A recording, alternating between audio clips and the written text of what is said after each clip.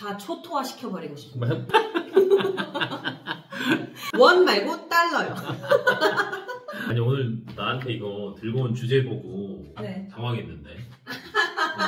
왜요? 아, 나한테 이런 걸 가져온다고? 제가 그래도 그 저를 아는 알바하는 사람들은 다 아는데 제가 직업군인 출신인 거를 방송국에서도 다 대부분 알거든. 네. 아 근데 오늘 가져온 주제가 방산이야. 맞아요. 그래서 대표님이랑 얘기하면 좀 재밌을 것 같아서 한번 꺼내고 싶었습니다. 아, 제가 공부하고 생각해본 내용이랑 대표님이 해주실 수 있는 또 재밌는 얘기들이 있지 않을까 기대를 한번 하면서. 풀어봅시다 그러면 뭐. 네. 네, 방산 뭐부터 얘기할까요? 왜 방산인가? 그치. 다른 섹터도 많은데 왜 방산인가? 왜 오늘 방산입니까? 하필이면. 그것도 내 앞에서. 지금 방산 자체가 네. 국제적으로 좀 핫합니다. 아니 뭐 전쟁 많이 일어나서? 네. 러시아 우크라이나 휴전한다는데? 아 그래도요. 그래도 그 전쟁 발발로 인해 그 이후에 많은 나라들이 이 국방비의 지출을 좀 늘리기로 했다고 해요. 그래서 나라들도 이제 아차 싶었던 거죠.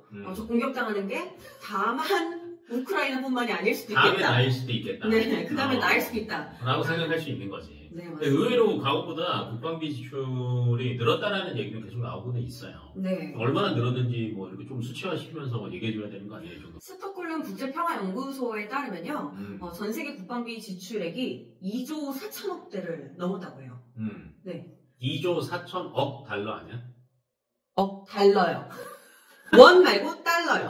네, 2조 4천억 달러를 넘었는데 이게 이제 작년 기준 수치고요. 그리고 2022년이랑 23년 그쯤에는 연평균 상승률이 한 14% 정도?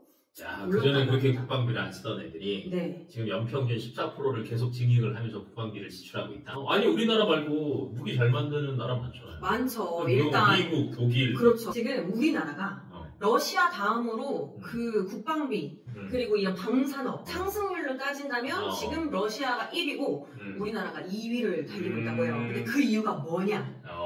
어찌됐건 무기가 기존보다 많이 잘 팔리기 시작하고 있다. 네. 이유가 뭐냐? 일단 1번은 우리나라가 슬픔을 갖고 있지 않습니까? 슬퍼. 네, 너무 요즘에 슬퍼. 너무 슬퍼. 오염 풍선 자꾸 내려오고. 똥 내려오고. 맞아요. 우리나라는 이 전 세계 유일한 분단 국가라는 아픔을 갖고 있기 때문에 계속 꾸준히 써야 분단 되잖아요. 국가는 똥을 왜 날리냐고. 아무튼 우리는 현재 진행 중이다. 네, 현재 진행 중이기 때문에 계속해서 이 내수가 확실하다는 거죠. 우린 내수 확실하죠. 네, 계속해서 써야 되고 개발해야 되고 연구해야 되고 이런 면들이 있고요. 그렇다 보니까 우리나라의 기술력이 미국이나 독일의 7, 80%까지 따라갔다고 해요. 계속적으로 생산을 하다 보니. 그리고 또 미국이나 이런 나라들이 1위로 수출을 하고 다른 나라에 이제 물건을 대고는 있지만 워낙 이제 수요가 많아지다 보니 미국이 혼자서 감당하기 어려운 또 캐파들이 있겠죠. 그러다 보니 우리한테까지도 납수 효과나 네, 어느 정도 오고 있다. 독일이나 미국 거는 좋긴 하지만 비싸고요. 그에 비해 우리나라는 역시 방산 역시도 가성비. 얼마나 싸냐 하면은 그 독일 전차보다 반가격이라는 거죠. 이게 사실 국방이라는 게 그렇잖아요. 뭐 한 대 세워놓고 야 우리 준비했어 라고 할 수가 없으니까 한 대 갖고 안 되지. 네. 한 번에 뭐 몇백 대는 최소 있어야지. 만약에 5대를 살 가격이면 우리나라 걸로 사는 걸로 방향을 바꾼다면 10대를 놓을 수가 있는 거고 2배 날 수 있다? 네. 그러면 이제 100문 놓으려고 하면 200문 정도 우리는 줄 수 있다. 맞습니다. 성능은 비슷하다. 네. 그래서 우리나라 K방산이 주목을 해야 된다 이건 거야. 네. 그리고 납품 속도. 아하. 어마어마한 납품 우리나라는 뭐 다 건물도 빨리 짓는데 뭐. 맞습니다. 예를 들어서 뭐 타 주요국들이 생산을 하고 수주받고 이제 가는 데까지 인도하는 데까지 수년이 걸린다고 해요. 근데 우리나라는 일례로 그런 경우가 있었죠. 폴란드에서 이제 주문을 했어요.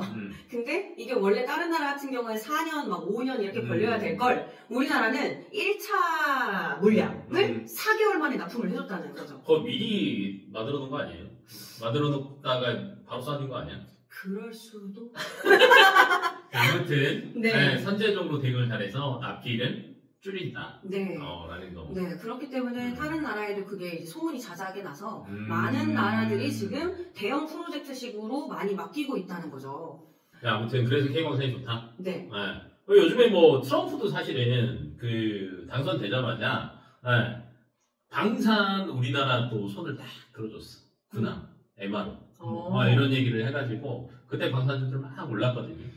근데 이제 앞에서 이제 유럽 얘기했으니까 네. 유럽 쪽에서 또 호재성이 있는 게 트럼프가 되면서 나토 국방비를 네. 올리겠다라는 네, 얘기가 맞아요. 또 있거든요. 네, 이전에 사실 이 나토 국가들이 어느 정도 협의를 했다고 해요. 2%까지는 GDP 2%까지는 우리가 이제 올리자라고 협약을 했는데 그게 계속해서 안 지켜졌던 거죠. 그러니까 필요 없으니까. 맞아요. 전쟁 나겠어. 미국이 이제 세계 경찰 역할을 하면서 뭐 다 평화롭고 이제 안전한데 뭘 굳이 하면서 그 비용을 다른 데 돌리고 이제 썼는데 이제 미국이 열받은 거죠.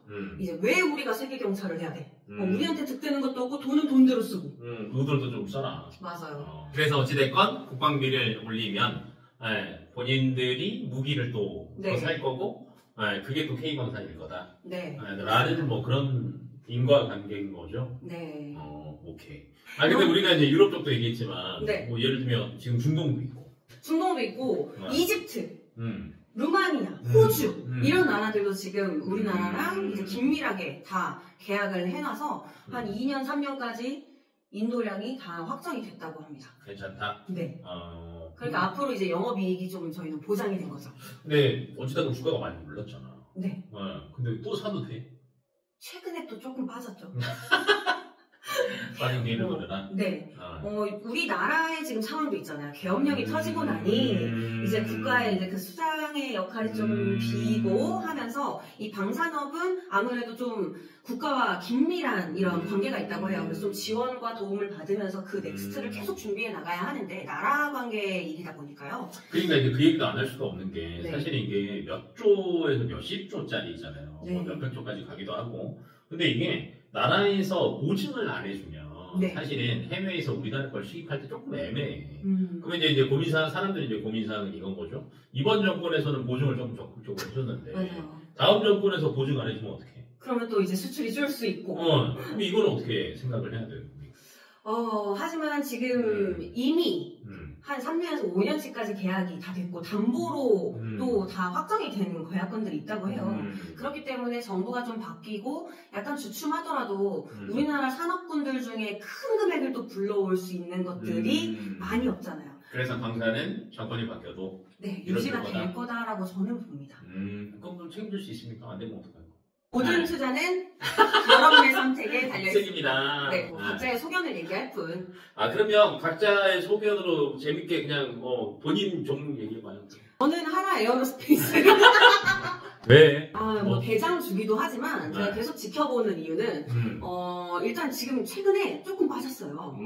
계엄령 때문에도 빠졌겠지만 또 일론 머스크가 요즘 또 미국을 또 휘두르고 있지 않습니까? 근데 로키드 마틴 주가도 떨어졌는데 그 이유가 일론 머스크가 이제 거기서 개발한 어떤 그 무기 그게 너무 비싸고 좋지만 가성비가 안 좋다 라고 이제 딱 찍으면서 뭔가 그 드론이나 이런 AI 기술을 이용한 좀 저가형이지만 더 확실한 그런 무기들을 개발할 수 있지 않겠냐 하면서 이제 가성비의 어떤 국방시대로 넘어가지 않을까 이런 얘기를 하면서요. 우리나라의 주가가 또 왜 빠졌을까 생각하면 미국에 수출할 수도 있었는데 그 길이 막힌 게 아니냐라는 생각 때문에 좀 빠졌다고 얘기하시는 분들도 있더라고요. 그래서 그게 막 엄청난 큰 영향을 줄지는 모르겠지만 그런 의견도 있습니다. 그런 의견이 있음에도 불구하고 하나 에어로스페이스를 봐야 된다. 네. 왜냐면 방산뿐만이 아니라 하나 에어로스페이스는 또 뭡니까? 우주. 위를 봐야지. 네. 우주. 우주에 대한 그 부분도 차지하고 있지 않습니까? 우리가 방사는 우주랑 꼭 연결시킬 수밖에 없으니까요. 그치. 멀리 네. 쏘는 거를 위로 쏘면 돼. 그쵸. 우리가 다른 나라에 써볼 수 없으니 그치. 다시 하려면 위로 쏘아봐야 되는 거죠. 네. 근데 하나 에어로스페이스가 그걸 계속해서 개발하고 있고 대장주인 만큼 형님격인 만큼 또 잘 하고 있다고 생각이 듭니다. 네. 그리고 또 지금 어떻게 보면은 PBR 지수도 많이들 신경을 쓰시잖아요. 근데 하나 에어로스페이스의 PBR 지수는 상당히 높은 걸로 계속 나오고 있어요. 리서치 결과들을 보면 1이 넘으면 좀 좋다라고 여겨지는데 하나 에어로스페이스는 2에 가깝습니다. 그런 부분도 또 눈여겨봐야 할 부분이라고 생각해요. 또 괜찮은 이유는 25년부터 3년간 앞으로 향후 3년간의 이익도 이제 충분히 있다는 거죠. 이 수주잔고가 이미 다 깔려있다고 하는데 수주잔고는 이미 다 들어가서 돈 받을 거만 기다리고 있다는 겁니다. 그러면 돈 받을 게 찍히면 주가는 갈 거다. 네, 그렇죠. 책임질 수 있습니까? 책임은 여러분의 손에 있습니다. 그리고 지금 현재 고점 대비해서 30%가 빠졌다고 해요. 근데 이제 너무 과대 낙폭 아닌가 라는 얘기들이 있어서 지금 막 계엄령 사태 뭐 이런저런 것 때문에 떨어졌을 때 여러분들이 좀 눈여겨보고 이렇게 싹 담는 네, 그런 시기로 작용하지 않을까. 저는 개인적으로는 이제 방산 같은 경우에는 좋아합니다. 네, 뭐 이제 저희가 흔히 가성비 얘기도 하지만 네. 이제 방산 생각할 때는 그냥 무기 체계를 조금 알고 계시면 조금 편한 것 같아요. 네. 예를 들면 이제 전쟁할 때 어떤 방식으로 전쟁, 본인이 만약에 러시아야, 네. 내가 우크라이나야, 네. 전쟁 어떻게 시작하고 싶어? 다 초토화 시켜버리고 싶어요. 뭐 폭탄. 그래서 이제 미사일 같은 거를 네. 먼저 쏘는 겁니다. 그래야지 이제 선전포고가 되는 거죠. 그럼 반대쪽에서도 미사일이 날아올 거예요. 네. 그러면 이 날아오는 걸 또 격추를 해야 돼요. 네. 그래서 이제 미사일 소요가 굉장히 많습니다. 근데 이제 미사일 오는 거를 막았다고 쳐요. 근데 그 다음은 뭐 하겠어요? 너무 잘 막아. 내가 막 쐈는데 상대방이 대응을 너무 잘해. 10개 쐈는데 10개를 다 막아버렸어. 네. 그럼 뭐 할 거야? 비행기 그다음 이제 비행기 몰고 가는 거지. 비행기 몰고 가서 이제 비행기끼리 싸우고 아니야 미사일을 던져야지. 다다다 지금 1970년대 50년대 제트기에서 다다다다 미치고 안 쏩니까? 미사일을 쏘는 거예요. 거기에 폭탄을 싣고 가서 던진다든지 네. 미사일을 쏜다든지 네. 그럼 이제 대응할 수 있는 시간이 별로 없잖아요. 네. 그러면 이제 그걸 막기 위해서 또 뭐 이제 여러 가지 이제 대응을 하는 거고 지대공. 그거는 이제 뭐 미사일인 거고 네. 뭐 이제 그렇게도 잡을 수도 있고요. 네. 아니면 이제 우리가 흔히 얘기하는 이제 박격포, 박격포 말고 이제 이 바주카포 미사일, 바주카포. 뭐 이런 것들도 할 수 있는 거고 그 다음이 별로 이렇게 간 봤어요. 근데 그런 딴따먹기를 해야 되잖아. 네. 그러면 이제 지상군이 가야 되는 거죠. 네. 자주포도 가야 되고 장갑차도 가야 되고 전차도 전차도 가야 가야 되고. 되고. 근데 이제 유럽 같은 경우에는 워낙 지역이 가깝다 보니까 지금 최근 들어서 국방이 제일 많이 쓰고 있는 동유럽 국가 중에 하나인 폴란드 같은 경우를 보면 지상무기를 많이 깔았잖아요. 네. 그래서 이제 여전히 유럽 쪽에서는 지상무기가 많이 깔릴 것 같아요. 근데 이제 그걸 다 깔고 난 다음이 문제인 거지.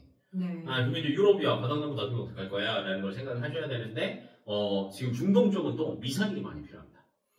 걔네들이 이제 막 뚫고 지나가는 것보다는 미사일로 지금 계속 간부기 싸움을 하잖아요. 그러니까 또 미사일 중에도 중동 쪽이 끊이지는 않을 거다라는 얘기도 나올 거고 그럼 이제 대만 얘기할까?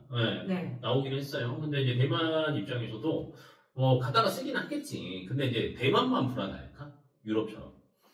뭐 이제 동아시아 국가들. 맞죠. 뭐 예를 들면 뭐 인도도 그렇고 네. 이렇게 다른 애들도 사실은 이제 조금은 안 하던 걱정을 할 수밖에 없으니까 여기도 또 여러 가지 무기체계가 필요할 거다라는 것들도 있고 우리나라도 드론이랑 그 다음에 AI 접목해가지고 무기 체계 만드는 거 굉장히 많이 했습니다. 우리나라 같은 경우에도. 그래서 이런 것들도 쭉 보신다라고 하면 괜찮을 것 같긴 해요. 미사일 구미가 땡기네. 미사일은 누가 잘해요? LIG X1. 그래서 이제 이런 기업들 같은 경우에도 꾸준하게 보시면 저는 괜찮을 것 같고요. 방사는 주가 빠질 때마다 조금 모아둬야 되는 섹터지 않을까. 네네. 그러면 몇 년 정도 보고 투자를 하면 좋은가요? 저는 2년 봅니다. 왜냐면 알겠습니다. 2년입니다. 왜냐면 3년치 일감이 있으니까. 네. 그러면 이제 그 다음을 항상 생각하거든요. 주가는.